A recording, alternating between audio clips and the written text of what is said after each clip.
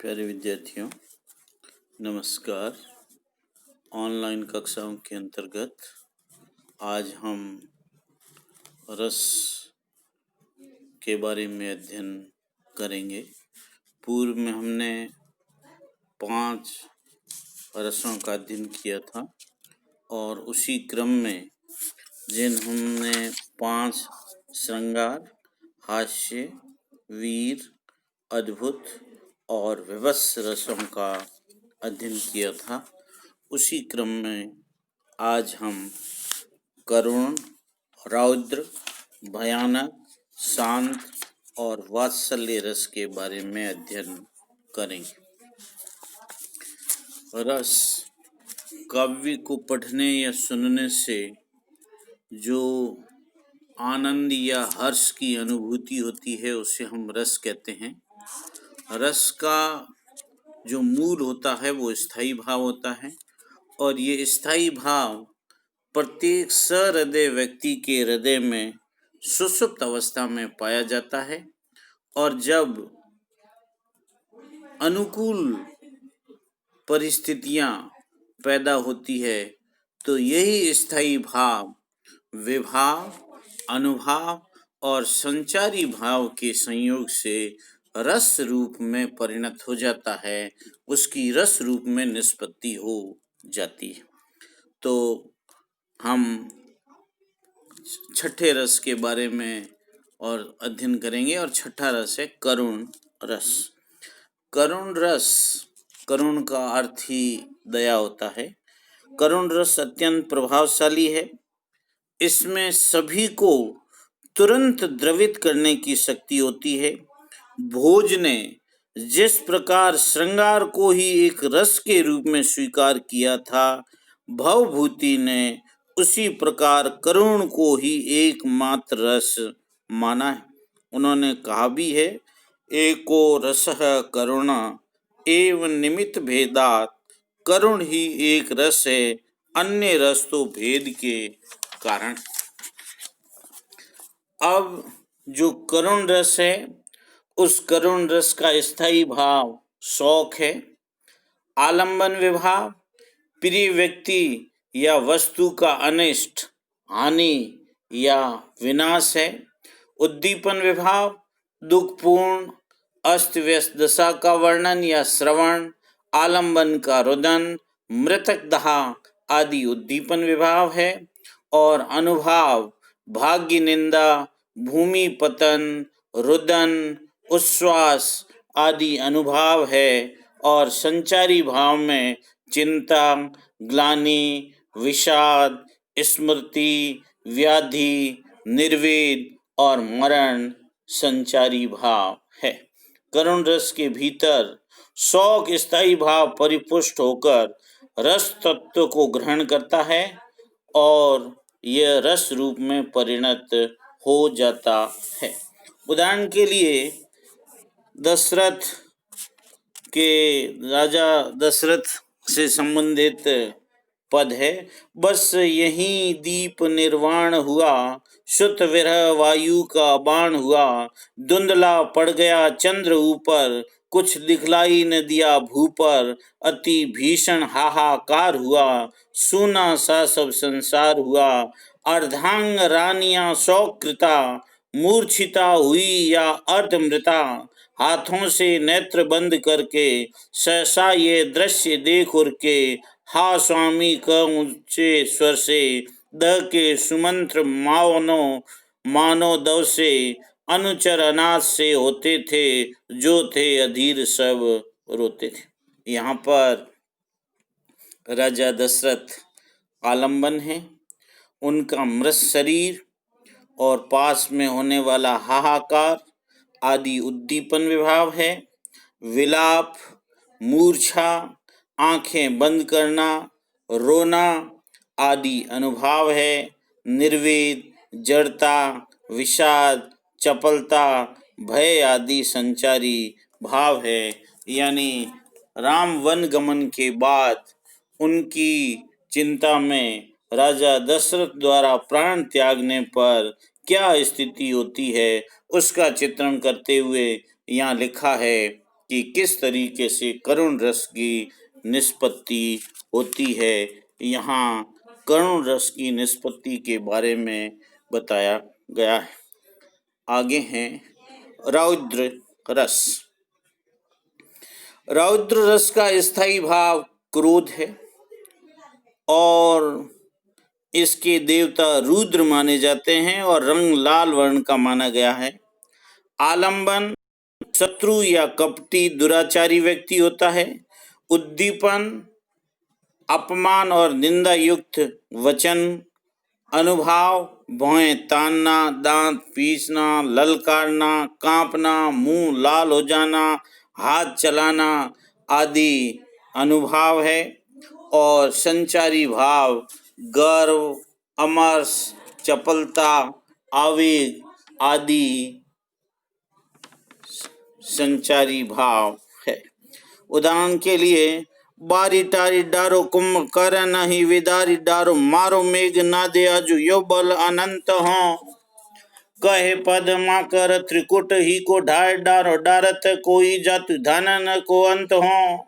अच्छ ही निरच्छ कपि रिच्छ ही उचारो इमि तुस तुस तुस न को कछुए न गंत हो। जारी डारो लंक ही उजारी डारो उपवन मारी डारो रावण को तो मैं हनुमंत हूँ। इस पद में रावण, कुंभकर्ण आदि शत्रु आलम्बन हैं। उनके कटु वचन उद्दीपन है। विविध प्रकार से अपनी वीरता का वर्णन करना अनुभाव तथा गर्व, अमर्ष, उग्रता आदि संचारी भाव है। इस तरीके से रावण, कुंभकर्ण आदि आलंबन से जो स्थायी भाव क्रोध है वह रौद्र रूप में परिणत है, यानी रौद्र रस की निष्पत्ति होती है। आगे हैं भयानक रस। भय से ही भयानक शब्द बना है। इस रस का स्थायी भाव भय है। हिंसा स्वभाव वाले जीव तथा उग्र स्वभाव और आचरण वाले व्यक्ति और भयानक दर्शन इसके आलंबन हैं। विकृत और उग्र ध्वनि तथा भयावह चेष्टाएं, निर्जनता, सुनसान स्थिति आदि उद्दीपन है। हाथ पैर का कांपना, आंखों का फाड़ना, रोंगटे खड़े हो जाना, विवरणता, कंठ का रुक जाना, चिल्लाना, भागना, गिड़गिड़ाना आदि अनुभाव है। शंका, मोह, दैन्य, आवेग, चिंता, त्रास, चपलता, मरण आदि संचारी भाव है। भयानक रस का वर्ण कृष्ण या काला माना जाता है और इसके देवता काल देव है। यहाँ इसका उल्लेख किया गया है कि किस तरीके से कि गगड़ी गड़ गड़ान्यो खम्भ फाट्यो चर चराए निकस्यो नर नाहर को रूप अति भयानो है। ककटी कट कटावे डाडे दसन लप लपावे जीव अधर फर फरावे मुछ व्योम व्याप मानो है।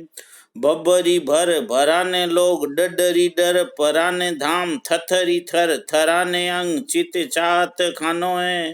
कहत रघुनाथ कोपी गरजे नरसिंह जबे प्रलय को पयोधि मानो तड़पी तड़ तड़ानो है। इस पद की शब्दावली भी भय से परिपूर्ण है और भय के भाव को उद्दीप्त करने वाली। आलंबन नरसिंह भगवान का भयावना रूप है, नरसिंह भगवान का डरावना रूप है। उद्दीपन खंभे का गड़गड़ा करके फटना और नरसिंह भगवान का निकलना, नरसिंह जी का दांत कटकटाना, जीभ लपलपाना, होठ का फड़फड़ाना आदि उद्दीपन है। लोगों का भर भरा कर भागना, अंगों का थरथराना आदि अनुभाव है। त्रास, विषाद, शंका आदि संचारी भाव है। इस प्रकार भयानक रस का पूर्ण रूप से यहाँ परिपाक हुआ है। आगे है शांत रस। श्रृंगार, वीर और शांत की गणना प्रधान रसों में होती है, क्योंकि ये उदात्त वृत्तियों के प्रेरक है और महाकाव्य में इनमें से एक प्रधान या अंगी रस के रूप में प्रतिष्ठित होता है। शांत रस का स्थायी भाव निर्वेद है और इसमें शांत भाव का स्थायी भाव निर्वेद है। निर्वेद उत्पन्न करने वाली वस्तु संसार की असारता और क्षणभंगुरता आदि आलंबन है। सत्संग, शमशान या तीर्थ दर्शन, मृतक आदि उद्दीपन है। रोमांच, अश्रु, पश्चाताप, ग्लानि आदि अनुभाव है। संचारी भाव में हर्ष, धृति, मति, स्मरण, बोध आदि संचारी भाव है। यहाँ जो ये सांसारिक वैभव है ये असार है, इसका कोई महत्व नहीं है, यानी संसार असार है और संसार असार होने को आलम्बन रूप में या चित्रण करते हुए कवि ने इस तरह लिखा है। हाथी न साथी न घोरे न चेरे न गाँव न ठाव को नाम विले है। तातन मातन मित्रन पुत्रन वितन अंग के संग रहे हैं। केशव काम को राम विसारत और निकामते कामन ए है।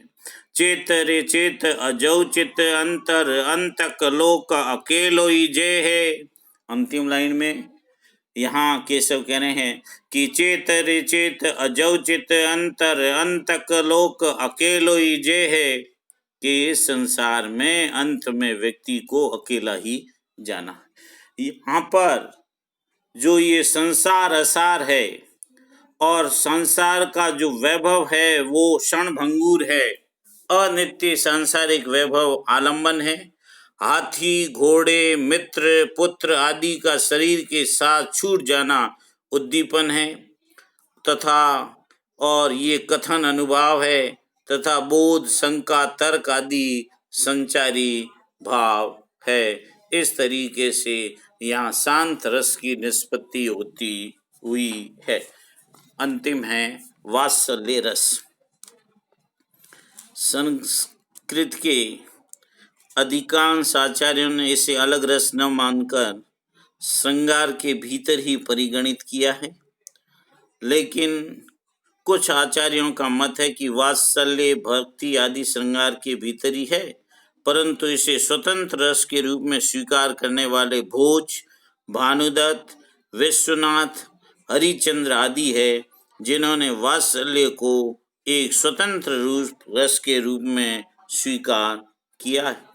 वात्सल्य से मतलब भी है कि माता पिता का अपनी संतान के प्रति प्रेम, और इस प्रेम से जो वत्सलता से मन में जो प्रेम भाव उमड़ता है वह वात्सल्य रूप में परिणत हो जाता है। यहाँ इसका जो स्थायी भाव है वो वत्सलता है, यानी संतान से स्नेह। स्थायी भाव वत्सलता, जिसको हम संतान से स्नेह या प्रेम कह सकते हैं। पुत्र आदि आलंबन है, यानी संतान, व्यक्ति की संतान आलंबन है और उनकी चेष्टाएं, क्रियाएं, विद्या, दया आदि उद्दीपन है। स्नेह से निहारना, आलिंगन, चूमना, अंग स्पर्श आदि अनुभाव है और हर्ष, शंका, गर्व आदि संचारी भाव है। सूरदास और तुलसीदास ने अपनी रचनाओं में वात्सल्य रस का सुंदर उदाहरण प्रस्तुत किए हैं। हम यहाँ सूरदास जी के एक उदाहरण को देख रहे हैं। जसोदा हरि पालने झुलावे, हलरा वे दुलराई मलावे, जोई सोई कछु गावे, मेरे लाल की आऊ निदरिया, काहिन आन सुलावे, तू काहिन बेगी सो आवे, तो को कान बुलावे, कब हूँ पलक हरि मूंदी लेत है, कब हूँ अधर फरकावे, सोवत जानी मौन वे रही रही, करी करी सैन बतावे, इहि अंतर अकुलाए उठे हरि, जसुमति मधुरई गावे, जो सुख सूर अमर मुनि दुर्लभ, सो नंद भामिनी पावे। इस पद में कृष्ण आलम्बन है और यशोदा आश्रय है। कृष्ण का पल के मूदना, अकुला उठना आदि उद्दीपन विभाव है। यशोदा का हलराना, मलहाना, गाना, संकेतों से बात करना अनुभव है तथा संग का हर्ष आदि संचारी भाव है। इस प्रकार इस पद में वात्सल्य रस का पूर्ण परिपाक हुआ है। इस तरीके से यह प्रमुख रूप से 10 रस हैं जिनके बारे में अभी हमने चर्चा की। धन्यवाद।